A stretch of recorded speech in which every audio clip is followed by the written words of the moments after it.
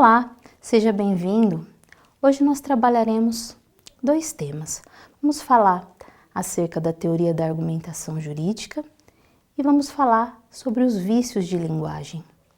O objetivo da aprendizagem é identificar o que é a teoria da argumentação jurídica, apresentar as diversas espécies de argumentos jurídicos e discutir a teoria da argumentação jurídica na prática judicial. Vamos começar com um desafio. Um advogado iniciante foi contratado por uma ONG para solicitar judicialmente a retirada de um outdoor que exibia uma propaganda discriminatória.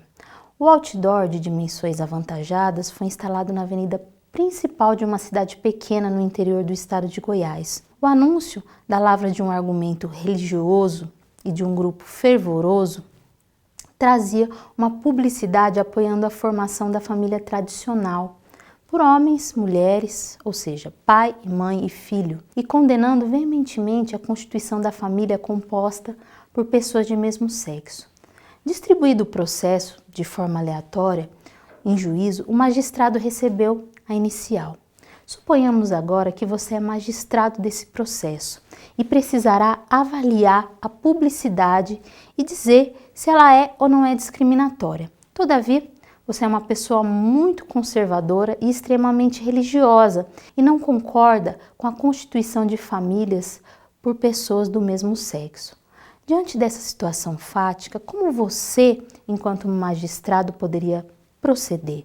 Qual o argumento que você utilizará para resolver esse caso? Siga comigo.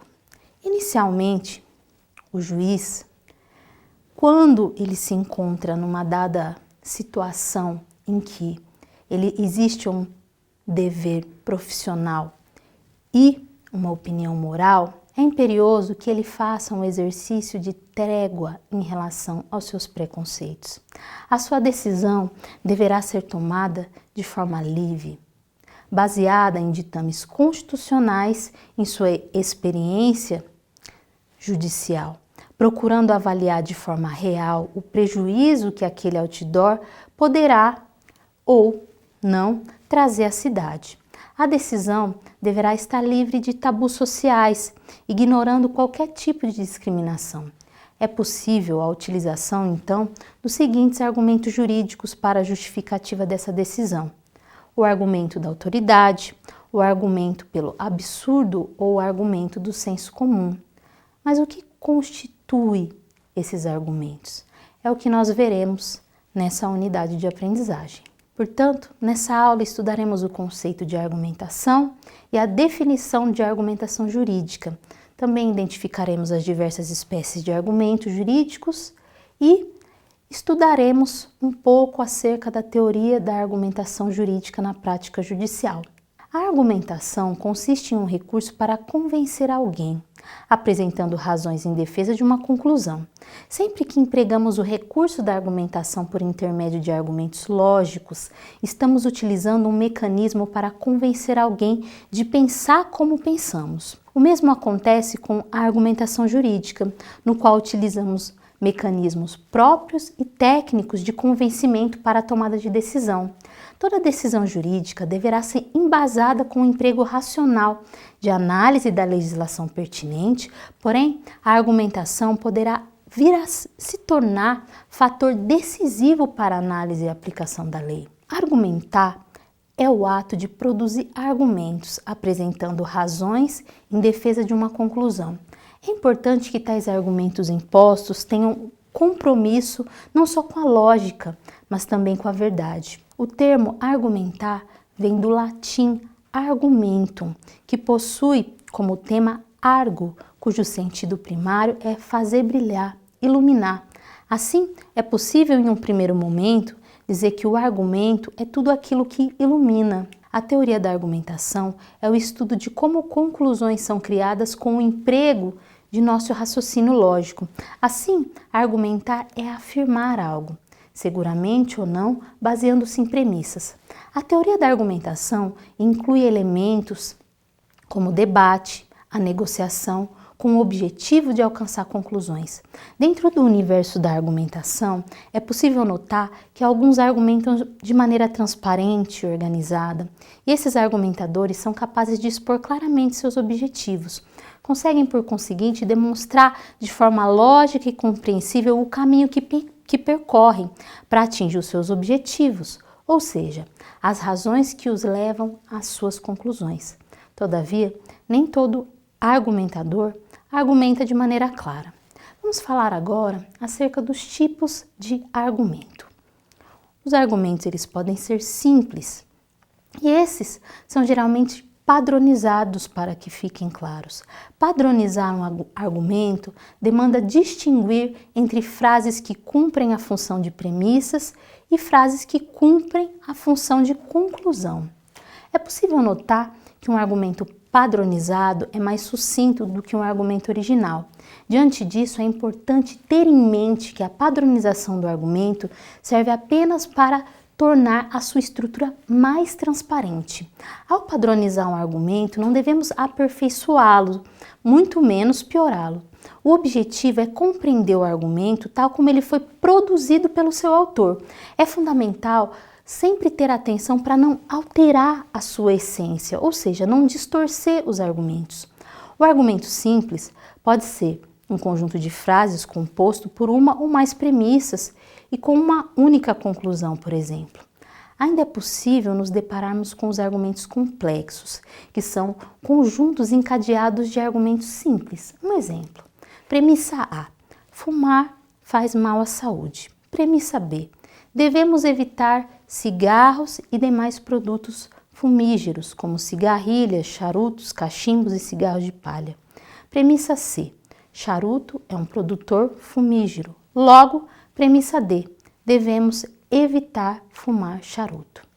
A frase da premissa B ainda é uma premissa de outro argumento simples, que está na frase da premissa C: o charuto é um produto fumígero.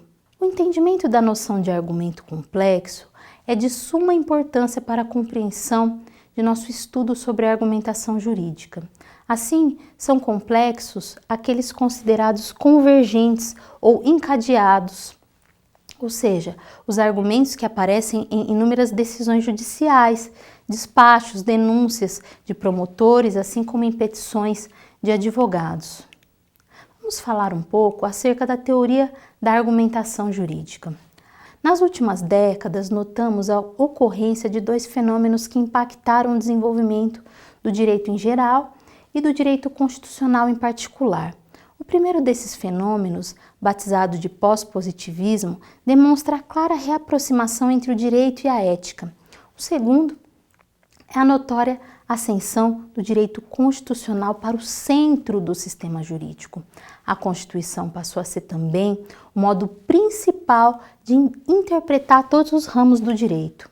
A argumentação, portanto, está inserida em nossas vidas e faz parte do cotidiano da sociedade atual. Hoje, os profissionais do direito necessitam oferecer boas razões para suas decisões, que deverão ser justificadas ante a realidade e os valores sociais. A atividade jurídica consiste essencialmente em argumentar. A teoria da argumentação jurídica é uma das grandes linhas de estudo das ciências do direito. As suas consequências, aliadas aos princípios constantes na Carta Constitucional, são de igual hierarquia entre si, não podendo ser sobrepostas umas às outras, havendo sempre a necessidade de ponderação entre ambas. No mundo jurídico, a teoria da argumentação surge como uma forte ligação à teoria do discurso. Traz consigo o objetivo de questionar e expor que a fundamentação racional do discurso é válida e possível, agregando-lhe ainda algumas normas e regras. A evolução dessa teoria encontra-se no contexto filosófico do século XX. Vários autores destacaram-se no seu estudo, em especial Perelman, Apel, Frege, Wittgenstein, Habermas, Haar e Austin. Porém, entre todos, um teve especial destaque: Robert Alexy. Ele foi um grande estudioso alemão que elaborou, na década de 1970, a teoria da argumentação jurídica. A teoria elaborada por Alexis posteriormente se alastrou pelo mundo, com destaque para alguns países, especificamente os países da América Latina. A teoria de argumentação jurídica criada e defendida por ele trata-se de uma extensão, um aprimoramento e desenvolvimento de alguns aspectos presentes na literatura sobre a metodologia jurídica.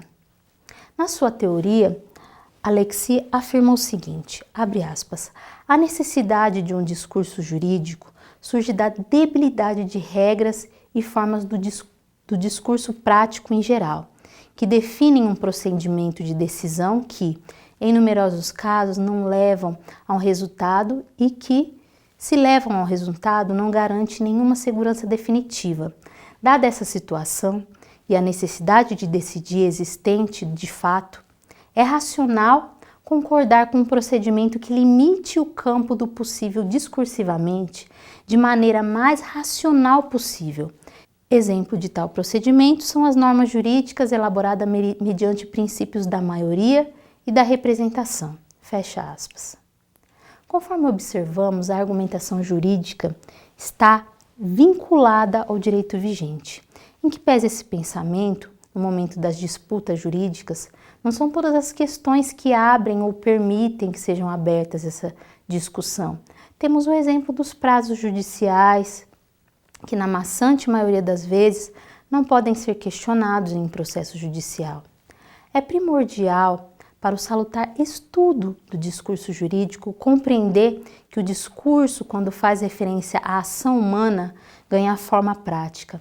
Mas, para que esse mesmo discurso passe a ser considerado como racional, ele deve transcender a simples opinião, o que não ocorre pelo simples uso de normas técnicas, mas pelo uso da sua construção em argumentos, de forma que alcancemos o resultado mais correto.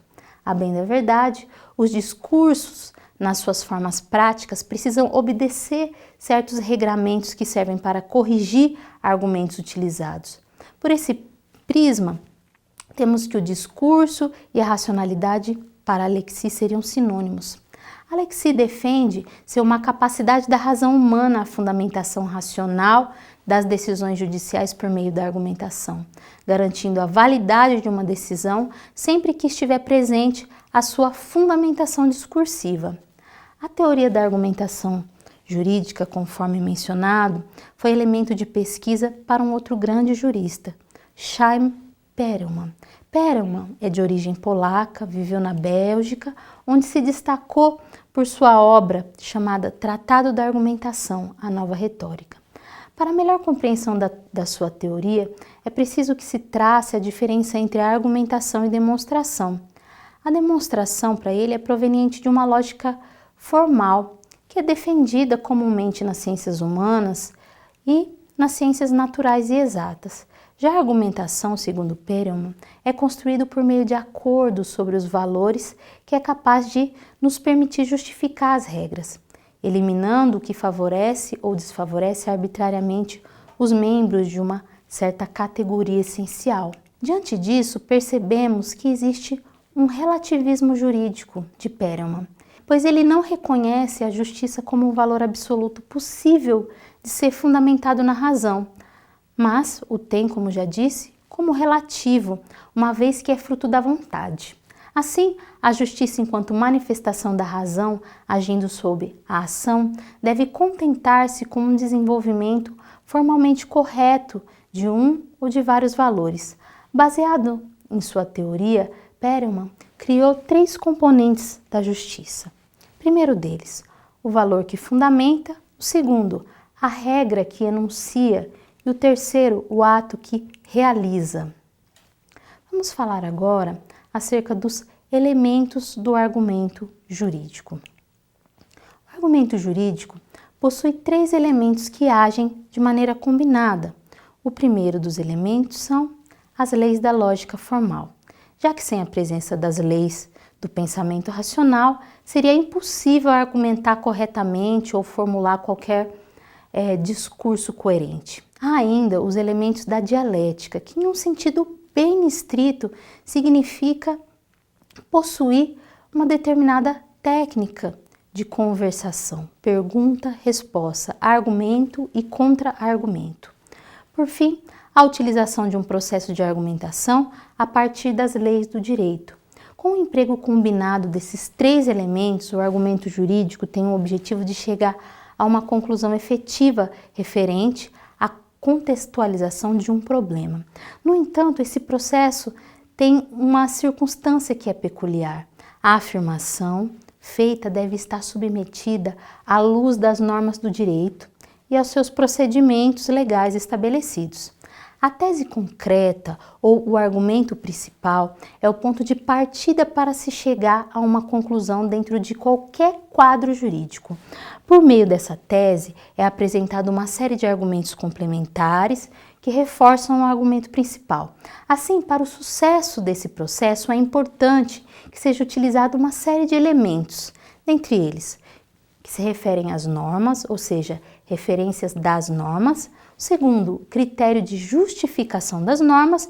E o terceiro, a interpretação das próprias normas. Vamos falar agora acerca da teoria da argumentação jurídica na prática judicial. Atualmente, não basta editar uma lei ou proferir uma decisão. É preciso que os argumentos utilizados façam sentido e tenham uma razão de ser. Agora, vamos conhecer alguns dos mais utilizáveis argumentos jurídicos e sua aplicação.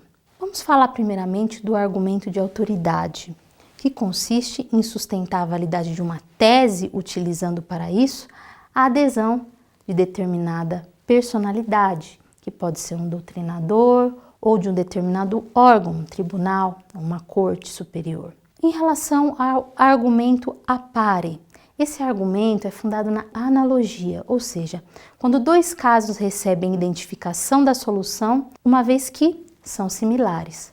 Fundamenta-se no brocardo ubi idem ratio, ou seja, princípio da semelhança. Esse argumento tem esteio na regra constitucional da isonomia, segundo o qual duas situações deverão receber tratamentos iguais. O argumento a fortiori trata-se de um argumento de origem latina, essencialmente jurídico, e tem como a sua mais fiel expressão o brocado: quem pode mais, pode menos. Assim, temos que do menor se deduz o maior, do menos evidente se deduz o mais evidente. Exemplo desse argumento: se a prova testemunhal foi aceita a fortiori, devem ser aceitas também as provas documentais. Já o argumento a majori ad minus trata-se de um argumento axiológico. Sustenta-se que a regra que impõe ou exige o mais também impõe ou exige o menos. Exemplo: se João foi condenado criminalmente por determinado fato, então será também julgado civilmente pelas consequências do fato que realizou. Já o argumento contrário sensu, o seu uso consiste em expressar uma conclusão, na qual há uma ideia clara de oposição nas consequências com base em oposições de hipótese. É possível afirmar que, se a presença da hipótese A leva à consequência B, então a ausência da hipótese A impede a consequência B. Já o argumento pelo absurdo objetiva apontar a falsidade de uma afirmação ou a invalidade de uma ideia. Para isso, demonstra que seus efeitos, desdobramentos ou aplicações práticas contradizem a ideia, conduzindo ao impossível, ao inadmissível ou ao antinômico. Na esfera hermenêutica, utilizamos o argumento pelo absurdo para demonstrar que a aceitação de uma específica interpretação da norma acarretaria em uma aplicação antinômia entre a norma interpretada e o sistema. Também acarretaria uma aplicação errônea da Constituição Federal. Por fim, poderia contrariar a finalidade objetiva, ou seja, que constitui aquela norma. Ainda, também poderia promover a contradição da norma hierarquicamente superior. Já o argumento ex consequens é o argumento que limita a validade de uma tese aos fatos que reconhece ou que está disposto a ceder. O uso desse argumento concede parte de razão a tese contrária como ponto de partida para sustentar a primeira tese. O argumento posteriori sugere comprovar a validade de uma tese embasada nas consequências da sua aplicação. Já o argumento a priori, conhecido como argumento a causa, trata-se do método oposto ao argumento a posteriori. Definimos como um argumento dedutivo que parte do geral para o particular.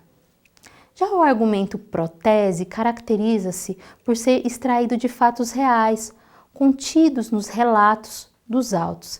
Esse argumento deve ser o primeiro argumento a compor a fundamentação. A estrutura adequada de seu desenvolvimento é tese, mais porque, e mais também, e mais além disso.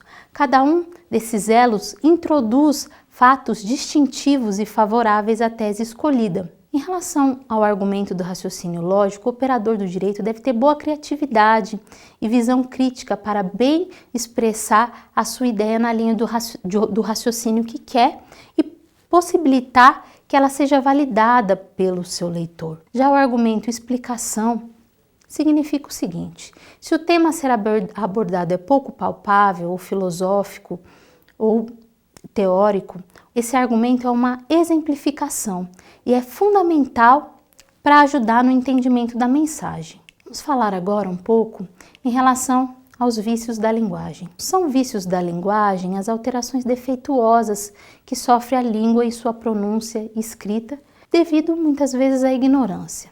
São vícios da linguagem o barbarismo, a ambiguidade, a cacofonia, o arcaísmo, o vulgarismo, o estrangeirismo. Peço que você recorra à sua unidade de aprendizagem para compreender melhor o que significa todos esses termos. Eles não são complexos, ou seja, são de fácil compreensão. Eu agradeço a atenção de vocês e até mais.